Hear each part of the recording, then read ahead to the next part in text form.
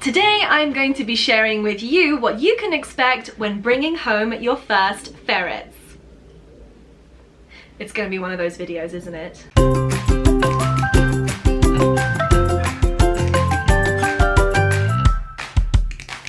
What's up creatures, it's Em and welcome back to my channel. If you're brand new to my channel, welcome. My name's Em, I'm a former zookeeper and I'm a digital animal educator. If you haven't already, remember to hit that subscribe button down below, become part of the creature crew, and also hit that notification bell down in the corner there so you don't miss a single upload. Today I'm going to be spilling the tea on what it's really like to own ferrets.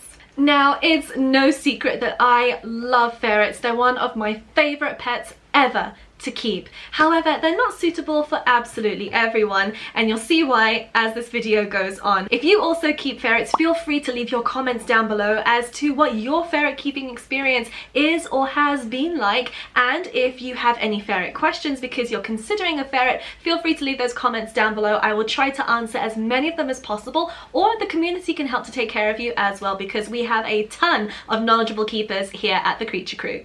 So let's go and meet the stars of today's video, and I will share with you all of my ferret keeping experiences. So first things first, this is a ferret. That's a potato. This monster right here, who I'm about to liberate, is Dobby. She is my female ferret. And quite characteristically, she is the smaller of my ferrets. She is the female. This is my male Niffler. He is demonstrating so beautifully something that many people love about ferrets, which is just how bouncy they are. So if you're going to be keeping a ferret, you can expect a lot of crazy. A lot of crazy. So crazy. Bye.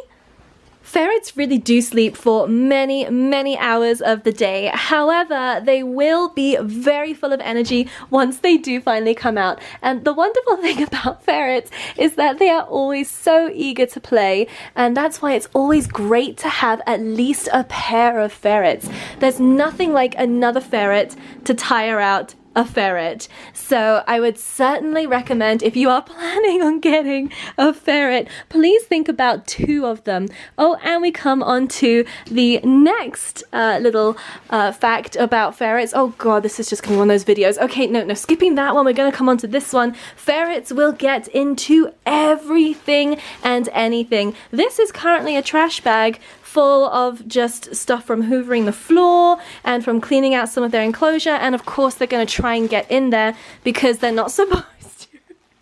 Oh god, this video is already such a mess. Can we just keep it together, please? So anything that you do not want to have your ferrets get into, you have to take up off the floor. And even then, sometimes ferrets can be really fantastic climbers. So that's a really lovely demonstration that they are just pure chaos, and also they will get into everything. So very importantly, if you are planning to bring home a ferret or 2, as I would suggest, it is double trouble but also double the fun. Make sure you ferret proof whichever room they are going to be in. They can be escape artists, and then when they escape, as you can see, they will get into everything. So this is coming off the floor, okay? You cannot have this. This is just gonna have to go on my desk for now. There we go. So that is something that you have to be aware of, is that ferrets are certainly a lot of fun, but they are also a lot of work because you cannot really take your eyes off of them for a second lest they get themselves into some life-threatening issue. That's pretty standard. I feel like my ferret's existence is mostly to either give me a heart attack or to test my reflexes. So that's kind of what having ferrets has been like for me. I've had a really interesting experience with ferrets because I have kept both pet ferrets as well as a working ferret, or a retired working ferret. His name was Bear. He's sadly no longer with us. I do miss him every day, but he lived to a very ripe old age, and he was a ferret who was bred to be a rabbiter. That was the original intended purpose of the ferret, and it's why that they were domesticated, was to help people hunt small game like rabbits and pheasants. So that's what Bear, my old ferret, used to do. And he was a very relaxed, very healthy ferret for many years. Whereas in the United States, where I am now, because that was back in England, I have what is known here in my hand as a Marshall's ferret. Dun dun dun! If you are a ferret fancier in general, you will have heard of Marshall ferrets because Marshall seem to have the edge on the market, a bit of a monopoly on the production of ferrets, especially here in the United States. Now, that is not necessarily a good thing, because although we love a successful company, a lot of the Marshall's ferrets do seem to have more health issues than ferrets in general. Now, in general, ferrets can be very unhealthy. They do seem to get a lot of tumors, they seem to get cancers very easily, lots of lymphomas going on. They also are very prone to adrenal disease. So a couple of the ailments you're going to want to read up on, as well as the early warning signs, I will put on the screen right now. So you can screenshot that and go and learn a bit more about those. The other thing I want to come back to is something that Niffler is demonstrating right now, which is that ferrets can be mouthy. Now, ferrets are indeed obligate carnivores. They are supposed to only eat meat, and as such, they do have carnivorous teeth. Let's have a little look-see at your teeth. Ow! Hey, that is too hard, mister. That is no, that's not okay. All right? No. Hey, no. So ferrets, this was the next point that I wanted to come on to, is ferrets can be extremely nippy. Now, Niffler is not generally nippy. This is not to be nasty. This is him being very, very playful. But as you can see, let me see if I can focus my camera. They can leave puncture wounds. Now, that wasn't entirely hard. If Niffler wanted, he could have very easily broken my skin, but he didn't. He is just being a big baby and being extremely extremely athletic for Niffler, being extremely hyper today, so he's being very mouthy. He normally is not that mouthy, so that's why I corrected him, and I did that just by gently scruffing him and pinning him and just saying no. Now, ferrets are very smart. They are intelligent. They do understand what no means. They just don't care. So you can also expect, if you're going to be bringing home ferrets, that they are different and difficult to train.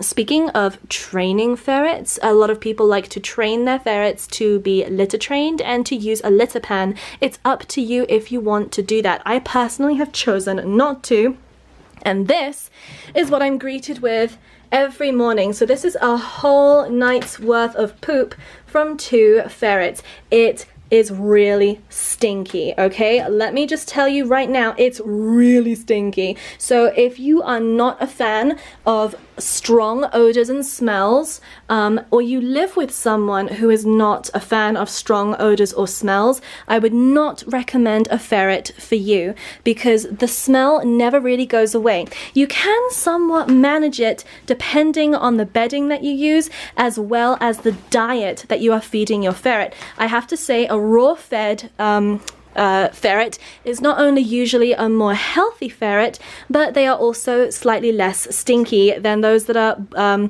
fed with very cheap filler-ridden kibbles from a store. So if you are going to be looking into a kibble, I would certainly research that. The one that I used with success with these 2 for quite a while was Ysong, but they are now both raw-fed ferrets, and they take some of the meat from my dog Kiba, who is a raw-fed dog, and they have that every day. So sometimes they have lamb, sometimes they have chicken or quail or turkey. Niffler sometimes still won't eat it.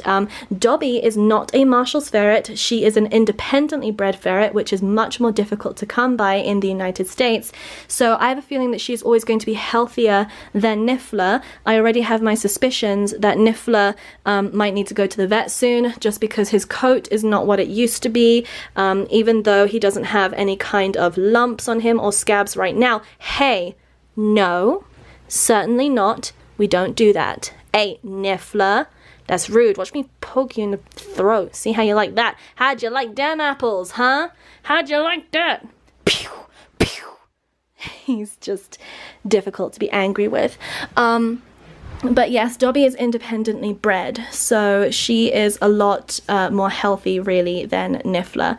And I would assume that she will probably be around for a few more years than Niffler would be, which is not something that I like to think about, but every ferret owner should take that into consideration.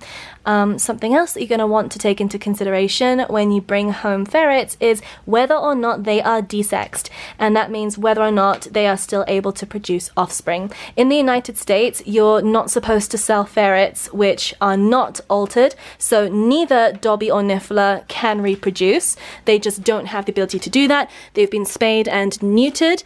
Niffler would have been neutered at a very young age, as did Dobby, despite being technically a backyard bred ferret. It's funny, it's like backyard bred ferrets in the USA are healthier than the mass-produced ones. I know, what a paradox, what a strange time to live in when that is the case. So that is a little bit about ferret health. Something else that you're going to want to look out for is that you are regularly clipping their nails. Their nails can get extremely sharp and very scratchy. So you do want to make sure that you're taking care of their nails, and you don't want to bath them too often. I know that their smell is not to everybody's liking. Please don't knock yourself out, Dobby. But that just comes with them. It never officially goes away forever. It's not like as they get older, they don't have that odor anymore. It will always be there for them. So you just kind of have to love it. And most people do eventually really love the smell of their ferrets, and they go a little bit nose blind to them. So definitely you want to keep them in a well-ventilated room. As you can see, I have some big windows up there, so those often stay open in the summer. And then in the winter, I honestly just have to really keep on top of their poop as much as I can. I haven't done it yet today because I've had a lot of meetings, but that's why their bedding is out, because I have to clean them out in a moment. The bedding that I like to use can be pretty expensive. It is by Carefresh. It's their nesting bedding. It also has some odor control properties to it, which is really nice. And also my ferrets just really like it. Some people complain that it's too dusty. I could see that being a problem with some lesser brands, but I haven't really found this brand to be that dusty. I would, if you're considering it, maybe go for like 1 or 2 bags and see how your ferrets do. And if not, you can switch them to an alternative. For example, in the USA, something a lot of people like to do who keep ferrets is to keep them on fleece. I really hate fleece. I am not ever gonna keep my ferrets on fleece. Where'd you go, Dobby? Oh, she's gone already. That's just that. Oh, you surprised me. You surprised me. Come here. Bring that cute little butt over here. Mwah. Mwah. And you're so cute too, but you're being nippy today, and that is rude, mister. That is rude. Yeah. Ferrets are also pretty robust, so they're fun for playtime if you're an adult or you're a teenager, but at the same time you also do want to remember that they're small and they can get stuck in places, and you should still be gentle even though they are pretty robust. They do also shed. That's something else you need to take into consideration if you have fur allergies, is that they can shed. Niffler has just started to blow his coat, which looks a lot more patchy than Dobby's, which is still really nice and soft. Oh, hello, Car. Car is actually a really great point right now. You also want to make sure that if you are cohabiting your ferrets in a multi-pet household, that your ferrets do not come into contact with any other animal. Now, I will put an asterisk here because a lot of ferrets can get on really well with some well-behaved dogs and sometimes even cats. But what you have to remember with cats is that they often have a lot of bacteria bacteria in their claws, which can be fatal to small mammals, ferrets included. And dogs, of course, they can have much more powerful jaws than ferrets, and what it could be just like a friendly nip might be really fatal to a ferret. So if you are going to introduce your ferrets to any other house animals, be sure to do it under intense supervision, and also expect your ferrets to give a hearty nip to any animals that they come into contact with. Remember, ferrets are a predator and they are an obligate carnivore, so do not introduce them to other small pets, with the exception of other social ferrets. Do not mix them or try and house them with rabbits. That is their natural food. Do not try and mix them or have them make friends with birds. That is also their natural food. Rats and mice as well are their natural food. Do not mix them. They do not want to be play buddies. Trust me. The other kind of sad thing that you have to remember with regards to ferrets is that they don't have the longest of lifespans. Some online resources say that they will live 8 to 10 years. Now, a healthy ferret might just do that, but honestly, these Marshall's ferrets and some of the more poorly bred ferrets are not even going to live half that, because they do get sick. I'm anticipating that at least one of my ferrets will likely get sick over the next couple of months or the next year, because they're both getting on into their middle age. I don't have any cause for concern right now, but it is something, oh god, I say I have no cause for concern. It's mostly just Niffler's brain cells. He has none left. But I do know that especially with the Marshall's ferrets, there can be issues. So I am just going to have to keep an eye on Niffler for any signs of adrenal or any signs of him just acting more unusual than he already does. Hi, Niff. What you doing, Niff? You can also expect to be on your toes a lot, because ferrets do get into everything, and one of their favorite things to do is to tunnel, because tunneling is essentially what they were bred to do. They were bred to go down into rabbit holes and to flush out rabbits for farmers and hunters. So if you do have anything tubular, for example, these super throughways, sadly by Marshalls, then they're really great fun for ferrets to enjoy and to play with. A healthy ferret is a playful ferret, and a playful ferret never seems to get tired. So definitely be sure that you have the right amount of time to dedicate to having them outside of their enclosure for, I would say, at least 2 to 3 hours a day. That's kind of why I have them in my office, so that I can kind of just let them out and they can run around while I'm down here. You know that editing videos for me takes a really long time. It can sometimes be an 8-hour process, or 12 hours depending on the subject matter. So that is why I often just let them go crazy when I am down here in my office. But there's certainly a lot of fun. It looks like Niffler is trying to eat Dobby's face, and she's not having it today, which is kind of funny. Oh, he's gonna do it. When he gets her started, he ends up coming off the worst, because she, even though she is smaller than Niffler, is vastly more strong than Niffler and a lot more agile as well. And if she wants to, she can really teach him a lesson. Generally speaking, I've found that females seem to be somewhat more intelligent and goal-oriented than the males. When I say goal-oriented, it's because the females seem to like to have a goal. They like to stash things, for example, socks or anything with a rubbery texture, including TV remotes, cameras, lots of different things that Dobby has stashed. She's even tried to stash a tripod. In fact, I have a small tripod over here. She might try and stash it if I leave it there for her to discover. We'll see. Oh, I think she's already on the scent. There we go. Are you going to stash it, Dobbs? Are you going to come through for me on camera today? Or are you going to be difficult and turn me into a liar? Are you gonna do something about it, Dobby? You gonna take it? Run with it.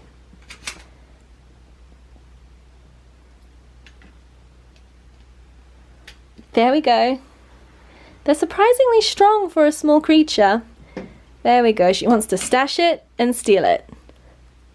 It's kind of why I pulled out the leg at the bottom, because it won't fit through there as easily, and I had a feeling that she might take it. So yes, anything of a rubbery texture, ferrets seem to be obsessed with, so you can expect a lot of damage. She's even damaged a drill in the past, like a handheld drill.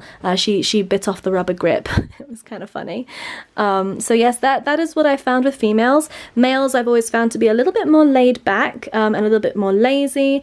I've also found them to be a bit more affectionate as well, but also a lot more dopey. So if you want to have a more laid back experience, you might want to invest in 2 males. If you want a more crazy experience, you can definitely throw a female or 2 into the mix. They're definitely a little bit more cray-cray.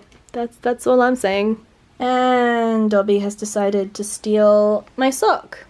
This is why she is called Dobby, because she likes socks. Give me my sock. Give it. Give it. Give me my sock. Dobby. Ugh, she's like a little velociraptor. She's tiny and violent. She literally wakes up every day and chooses violence and to be annoying. Something else that you can expect is to dedicate a lot of space to your ferrets. So when I'm down here, which is most of the day, my ferrets can go in and out of their enclosure. This here is the Furplast Ferret Tower. I personally love it. It is a lot bigger in real life than you would expect. I can actually fit my whole torso in this hole and get in there to clean the enclosure. It is much, much larger than it looks on camera. I forget the actual dimensions, but I will put them in just so that you can tell. That's a book on top there, so it gives you some idea of, like, this is a really massive enclosure. However, what I would suggest is, if you're looking for an enclosure, try putting an enclosure within a pen, I think, or a room, even better if you can.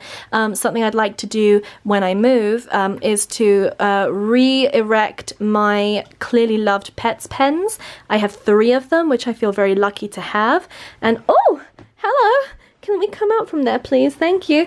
And what I'm going to do is to hopefully have a room where I can put my ferret enclosure, but with a Clearly Loved Pets pen around it, so that the enclosure is always open. So yes, definitely plan to have a lot of space dedicated to your ferrets. In Europe, a lot of people decide to keep their ferrets outdoors in sheds. I would never suggest putting them in a hutch. Number 1, a hutch is too small, and number 2, they don't provide quite as much prevention from the cold and protection from the cold, I should say, as a shed would, like with solid walls. But certainly a shed will give you more of a break from their smell, and it might potentially give your ferrets more space too.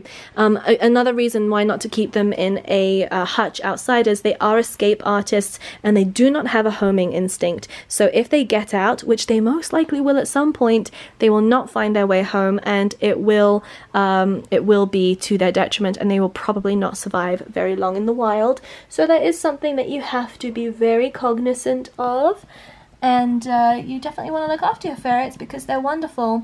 Also, when you're walking, you're going to want to expect to watch where your feet are at all times, because ferrets do often want to follow their owners around, even when you have nothing for them. They're just like, oh, where are you going? Is there extra mayhem for me to get into there? And they can really quickly catch up and get under your feet, and you can seriously injure them. So you can expect always keeping an eye on where you tread.